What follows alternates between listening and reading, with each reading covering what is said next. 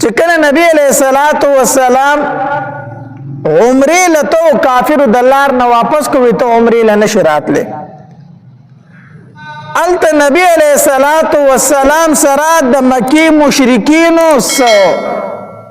شرایط ولیکلو او یو کاغذ ولیکل شو پاغي باندې دا معاهده ولیکل شو پای کې کافر ډېر سخت شرایط نبی علیہ الصلوۃ والسلام ته ایښو یو شرط پاغي کې داو کوستاسو نو څوک مرتد شو نعوذ بالله د اسلام نه واپس شو مکی ته واپس راغی موږ به تاسو له نه درکو خو کو په مکه کې څوک مسلمان شو مدینه منورې ته درغه نه تاسو به د ځان سره نه پرې موږ ته به واپس حواله کوي دا شرط سره نبی علیہ السلام منلو یو شرط پکې دا چې سکال تاسو عمره نشئ کولای تاسو به واپس مدینه منورې ته ځئ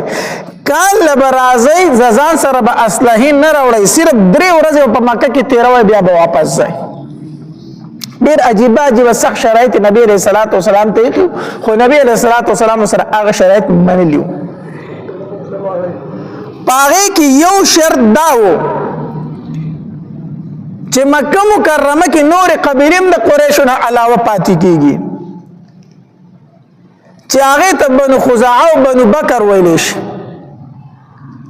د دې دوه قبیلو په ټول عمر د یو بل سره جګړې وي د بنو خزاعه او د بنو بکر ټول عمر به د یو بل سره جګړې ژوند داسې تیرېدو نو پاره کې معاهده کې دا ولیکل شو چې دې قبیلو ته اختیار دی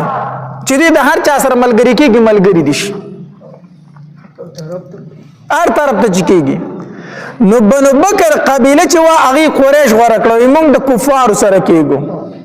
او بنو خزاعه چې هغه نبی علیہ السلام غوړه کوي موږ د دې مرګتیا کو نو په دې معاهده کې دا ولیکل شو چې دوی بم د یو بل سره جګړې نه کوي دا بنو خزاعه بنو بکر بم د یو بل سره جګړې نه کوي خو کو چرته دوی د یو بل سره جګړه کوله نو موږ به د دوی ملګرتیا نه کوو د بلې ډلې په خلاف باندې یعنی د بنو بکر ملګري قریش دي نو قریش به د بنو بکر ملګرتیا نه کوي او بنو خزاعه ملګري د نبی علیہ السلام دي نو نبی علیہ السلام به د بنو خزاعه ملګرتیا نه کوي په مخالفت د بنو بکر باندې یعنی د دوی امداد بنکو دا معاهده وشوله وخت تیرېدو دین جګړه نه کوله آرام سره ژوند تیرو دی بنو بکر داسې کار وکړو چې د شپې په بنو خزاعه باندې حمله وکړه هغې د ځان نه خبر هم نو دوی په حمله وکړه هغې د یوې چینې د یو کوی په غاړه باندې ودو او داسې حمله یې پرې وکړه چې ډېر شی پکې ووجل هغوی ته وتښتېدل حتی تر دې پورې چې بیت الله شریف ته ننوتل هلته یې پرېنښودل بیا یو سړی بودیل ته هم د هغه کور ته ورغلی هلته یې قتل کړو نه یې پرېښودل او د دې بنو بکر مرګتیا قریشو وکړله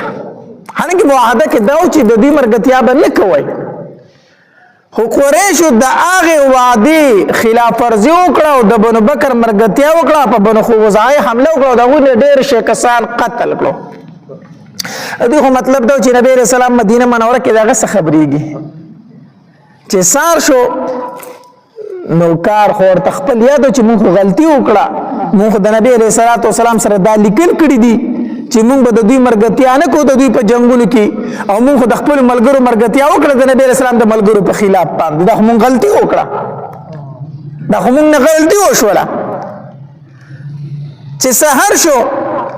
نو عمر ابن سالم د دې بنو خزاعه کې یو تن هغه د دې ځای نه روان شو مدینه منورې ته لاړ او چې مدینه منورې ته لاړ کنه نو مسجد نبوي ته چې څنګه ورسېدو نو نبی علیہ السلام په شعرونو کې خبر کو شعرونه ورته شروع کړو او په شعرونو کې نبی علیہ السلام ته اشعارو کې دا خبره وکړه چې په موږ باندې بنو بکر حمله کړې ده او قریشو مرګتیا کړې ده او هغه تاسو سره لیکل دا کړیو چې د دوی به امداد نه کوي تعاون به نه کوي هغه د خپل وعده خلاف ورزي کړي موږ راغلی یو موږ ستا ملګري اوس به ته زموږ امداد کوي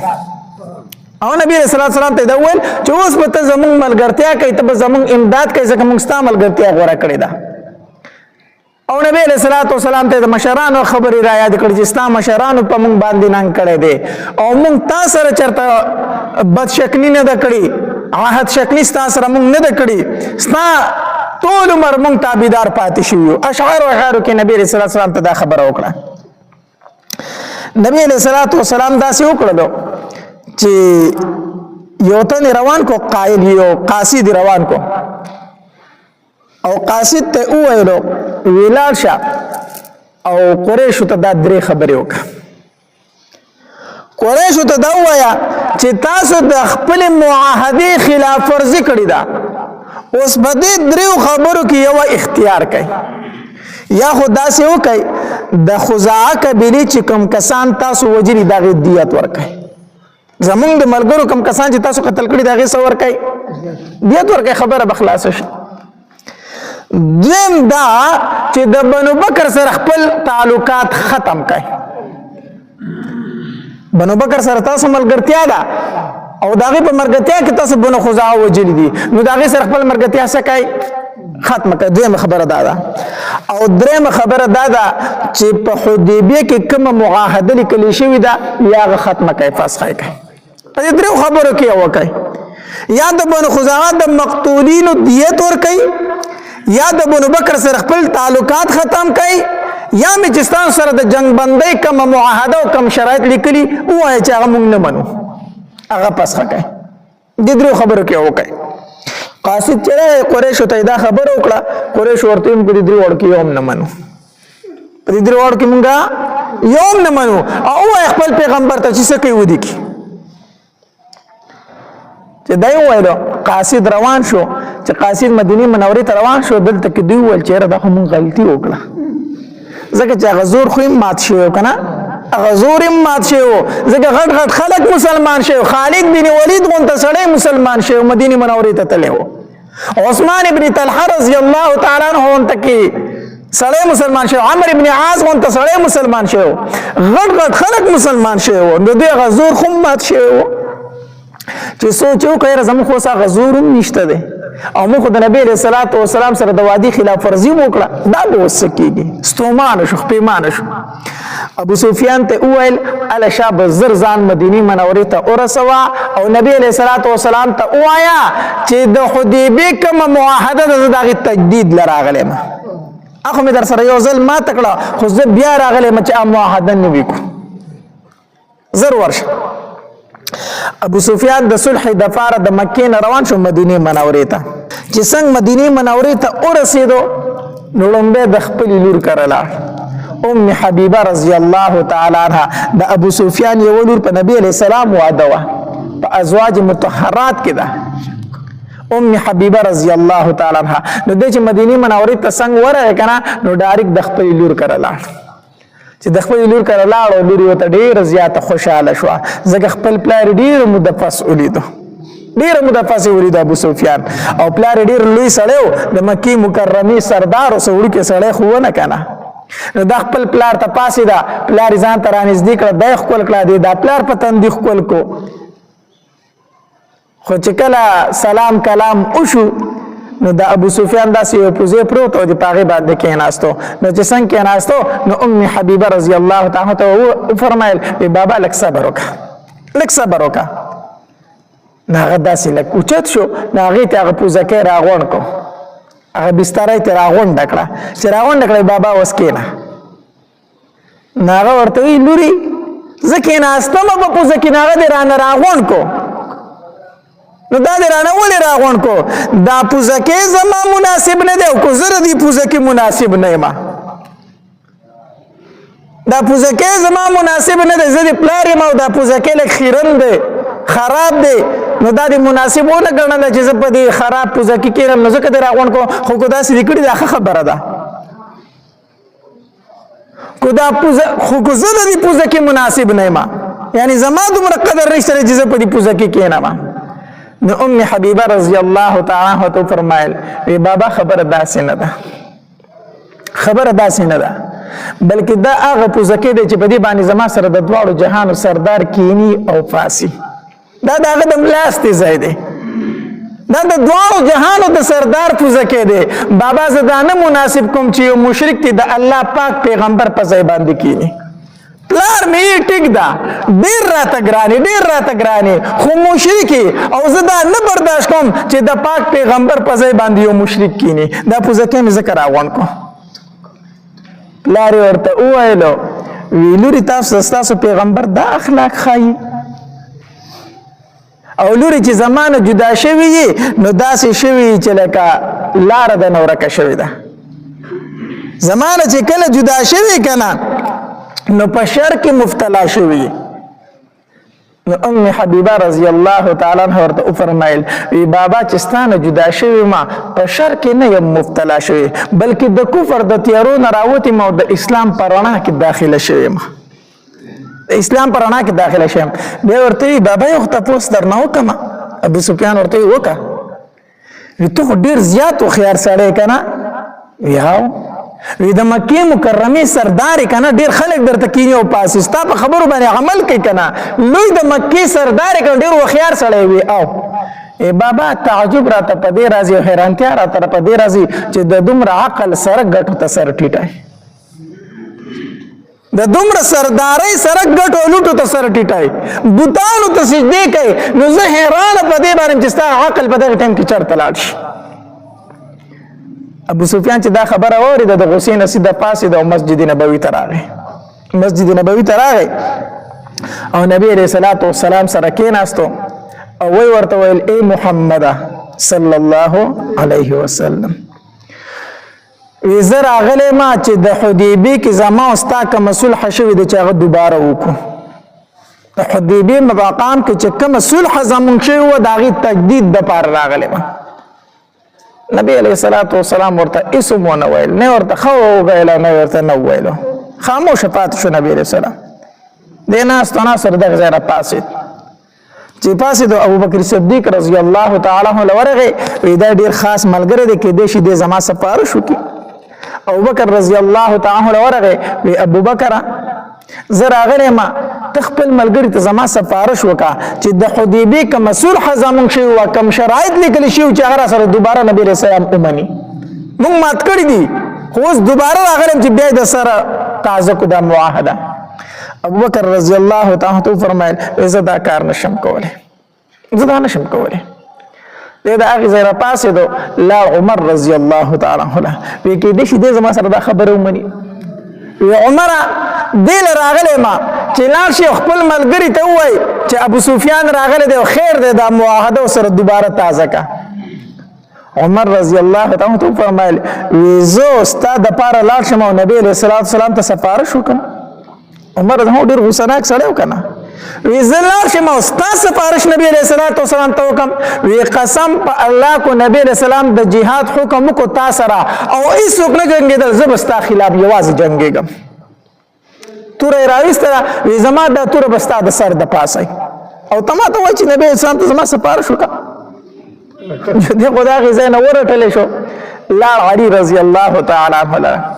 وی علي تا ته پته ده چې زه ته یو بل ته په رشته کې ډېر زیات نږدې یو یو بل ته ډېر زیات نږدې یو. علي رضی الله تعالی عنه فرمایل وی څه وکړم وی داسې وکړه چې نبي علیه الصلاة والسلام ته زما سفارش وکړه زما سفارش ورته وکړه چې دا حدیبې دا کومه معاهده چې مونږ کړې ده چې دا راسره نبي علیه السلام دوباره ومني.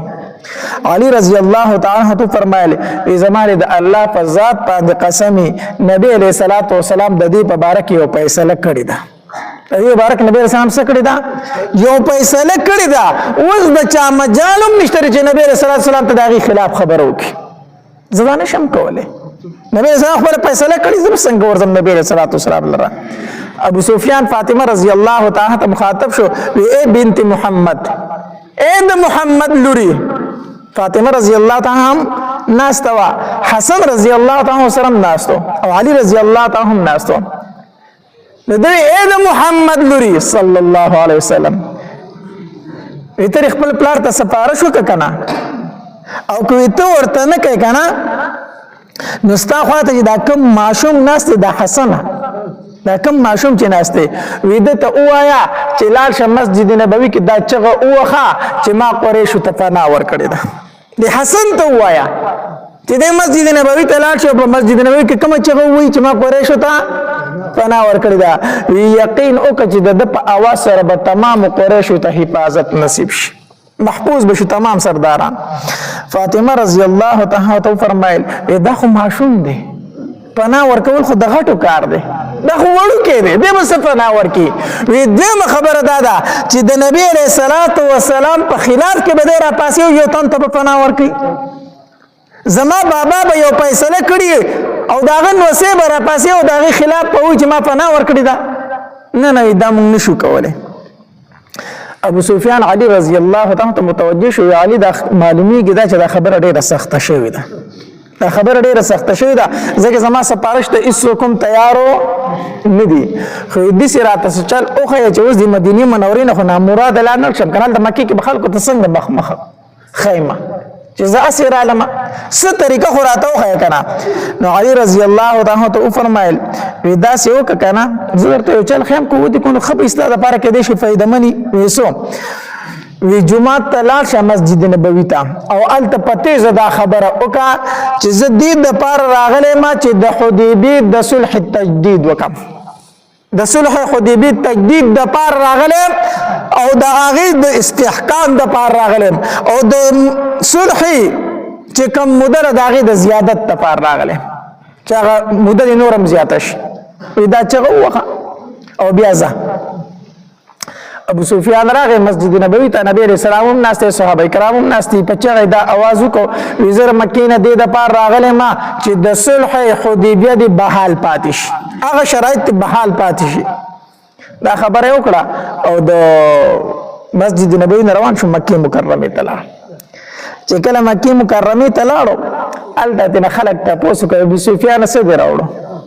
مسجد نبوي ته لاړم او आवाज مې وکړو چې زه د صلح حدیبی د تجدید د پار راغله نبی ورته استاد اعلان نبی علیہ السلام قبول کو سخو نه درته وکړه دو وینا درته خکړی نه وینا ودا ورته چا ویلو ودا راته علي دي سی وینو دومره غټ سرداري او علي غونته سړی ته دوکا کړی دې څه مطلب چې لاړې مسجد نبوي کې د اعلان وکړو چې زه د صلح حدیبیه د تجدید د پار راغلی مورا روان شي نه درته ښه میلو شو نه درته نه میلو شو اسې رالي اسې لاړې او اسې رالي وغولېدلې دلته کې نبی علیه الصلاۃ والسلام صحابه کرامو ته وفرمایل تاسو د جنگ سامان تیار کړئ ځان تیاروي د جنگ سامانونو تیاروي په مکه باندې حمله کوو خدا سے به وکای چې ګوره څوک درنه خبر نشي دا خبر پټ ساتو مکه ته ګوره دا خبر او نه رسی چې نبی رسول الله په مکه باندې څه کوي حمله کوي دا خبر او پټ وساتي په دغه ورو کې د مکه مکرمه یو ډمه وا دی به دا مایلسونه به کولو په وجرو کې به غړیدا او خلکو به پیسې چاندلې د دې دغه معاش او دغه د ګټي وټي ذریعہ وا خو چې کله په غزوه بدر کې ډېر شو کفار مړ شو د مشرکین مکه غزور لکم شو دا په دغه ورځو کې راغلی او مدینه منورې ته نبی علیہ الصلوۃ والسلام لراله ویدال وی اے محمد صلی الله علیه وسلم وی دې لنه راغلی چې مسلمان شې ما نبی علیہ الصلوۃ والسلام ورته سره بیا راغلی صحابه کرام هم پیژندل ټول پیژندل مشهور خزوا وی سره راغلی وی ما باندې به چا پیسې چنګل خو تا ټول وجلو سردارانو په ما باندې پیسې چنګلې اخو تا ټول مړ کړلو وی په مکه کې زما گزاره ګرانه د سوکرا باندې د پیسو چنګلو نشته دی مکه کې گزاره نه کیږي وی سره راغلی وی دل راغلم چې ته خپل ملګرو ته وځ زما سره امداد وکي مال څه پیسې مېسي راکی ما اوس الته گزاران ګران شوی نبی رسول الله صحابه کرام ته ویل یو کړه چا سوس کیږي دی لای ورکای بس دی دل چې چا سوس کیږي ورکای ول چیزي صحابه کرام سره د خپل وس موافق چا سو ورکړي چا سو ورکړي پیسې ولا ورکړي مکه نه سکړه د مدینه منورې نه د مدینه نه را رخصت کړه خو چې کله دا د مدینه منورې نه راتله کنه یو صحابي دا غنم حاتب بن ابي بلتعه حاتب بن ابي بلتعه رضی الله تعالی عنہ دا بدری صحابي دی بدر په غزا کې د نبی رسول الله سره شامل شوی و نو چې کله دا راتله کنه هغه ول یو خط یو چټي ولیکله او په چټي کې ورته دا ولیکل چې نبی علیه الصلاۃ والسلام په تاسو باندې حمله کوونکې ده او داسې کسان تیار کړي داسې کسان لکه دریاب دی دریاب په تاسو باندې حمله کوي نبی علیه الصلاۃ والسلام په خط کې دا ولیکل او دا